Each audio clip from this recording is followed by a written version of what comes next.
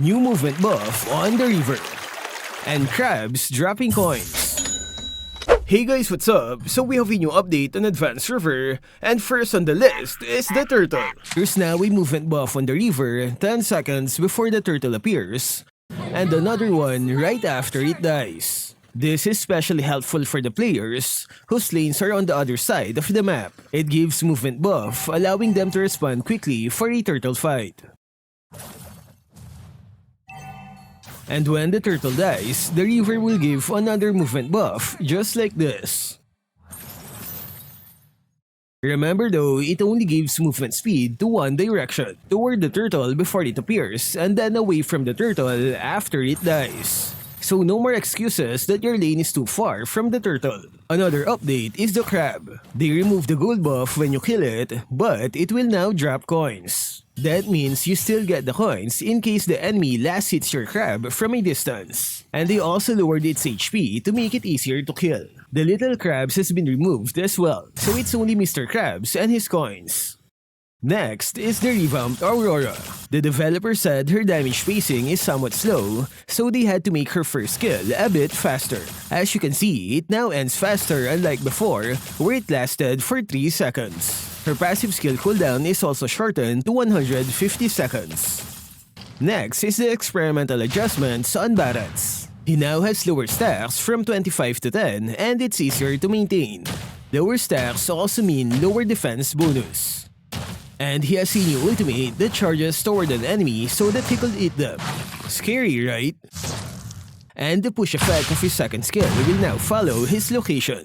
You can check out my other video for the full details on his adjustment. Next is Alice, and she no longer needs to collect orbs. Her new passive skill will just give her mana regen, movement speed, and additional healing received. Another change is the HP-based damage where they transferred it from her ultimate to her second skill. The ultimate also has a new feature that reduces the cooldown of her first and second when the skill hits an enemy. So the more enemies you hit, the more cooldown reduction you get. That also means you can spam your first and second skill, just like this. Next is the buff on Balmond. Second skill will no longer be cancelled by knock-up effects. And he also gets movement buff when using the skill. Ultimate has a better range, allowing you to hit enemies that are behind you, and it cannot be interrupted with Cici effects. I think you've seen this adjustment several weeks ago. They're just putting it back for further testing. That also means there's a high chance we'll see these changes on the next official server patch. Next is Dyrroth. They removed the enhanced skills on his passive and replaced it with a new effect. With every 2 basic attack or skill casts, his next basic attack will become enhanced.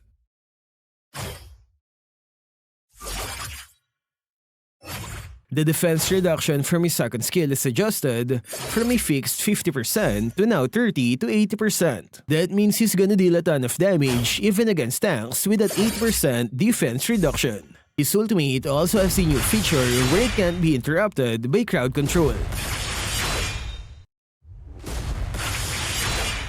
Next is the adjustment on Kimmy. Leveling up her first skill will give her critical chance stats, and that's 20% at maximum level. The developer said it's a way to reduce the extent to which radiant armor can counter her. They also adjusted her energy management by lowering its cost. In exchange, her damage will become lower on both basic attack and first skill. So lower damage, but energy won't be too much of a problem now. Maybe the new critical chance can make up for the lost damage. Next is the return of Selena's adjustment. Marks can now be applied on minions, and the radius explosion of her first skill will be bigger. No more mana cost on her 2 abyssal skills. The cooldown of her ultimate will now be affected by cooldown reduction items.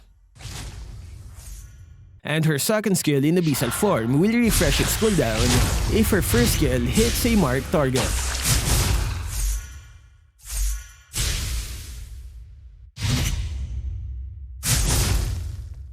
Next is the return of Vale's adjustment, where he no longer needs to upgrade a skill when leveling up.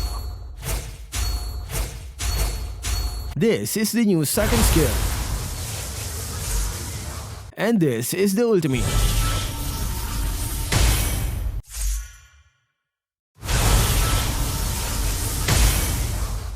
Next is the nerf on Cici. They shortened the range of her first skill so that it's not as big as the other marksman. She can now use her second skill on her allies to perform a double jump.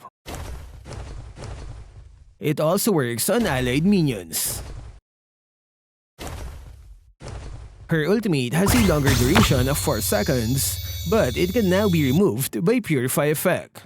Last one is the optimization when quickly tapping multiple hero skills at once. I don't know how to test this one though. Got any ideas? So the experimental changes are back and they've added Barats and allies to the list. I like how the developers are getting bolder in testing and adding new effects. It makes the game interesting and gives us players something to look forward to. So what can you say about the turtle adjustment? Do you like the new crab? Share your thoughts in the comment section. That's all for this video. Stay safe and thank you for watching.